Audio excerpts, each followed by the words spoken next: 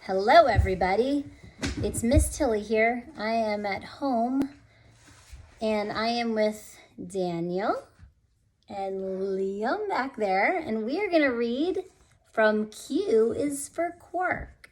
This is a science alphabet book. So the first one today is A is for atom.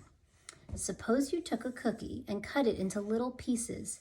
And then you cut those pieces into crumbs, and those crumbs into littler and littler crumbs, and so on.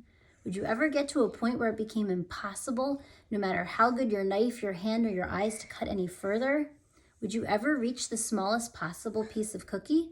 Or could you keep dividing it into smaller and smaller cookie bits forever? The ancient Greek philosophers wondered about things like this. One fellow, Democritus, said that all matter, that's what scientists call the stuff of the world, was made of tiny bits. He called these bits atoms, from the Greek word for not cuttable. He believed the bits were put together in different ways to make different kinds of matter.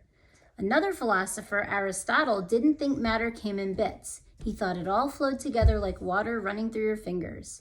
Well, it turns out that Democritus was right. But it took many more centuries for scientists to prove the existence of atoms. They have since identified about 90 different kinds of atoms that occur naturally. Atoms are the building blocks of all matter. Matter can be made up of just one kind of atom or different kinds of atoms joined together. Atoms are tiny. 1 million atoms stacked on top of one another wouldn't be quite as thick as a hair on your head. About 100 billion of them would cover the period at the end of this sentence. An atom is so small that a single drop of water contains more than 1 million billion atoms. Look at this number.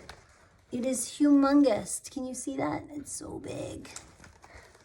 Of course, their exact size depends on the atom. Some are smaller, some bigger. The smallest kind of atom is hydrogen, which also happens to be the most abundant atom in the universe. There's the most of that kind. Uranium is the largest kind of atom. You okay? Ooh, that's gross. Uranium is the largest kind of atom, except for a few really big ones that scientists have made in laboratories. Most of the time, atoms really are not cuttable, as Democritus said, but scientists have special ways of breaking them apart in order to study them. Daniel, stop. Please don't try this at home. They have found that atoms themselves are made up of smaller parts. Most of the space in an atom is a cloud of incredibly tiny electrons. Electrons whiz around at millions of miles per hour. That's fast. And yet never get stopped for speeding. Because the electrons are going so fast, they're practically everywhere at once, and so scientists think of them as a cloud. Join us tomorrow as we talk about B, which is for black hole. Very exciting stuff. See you soon.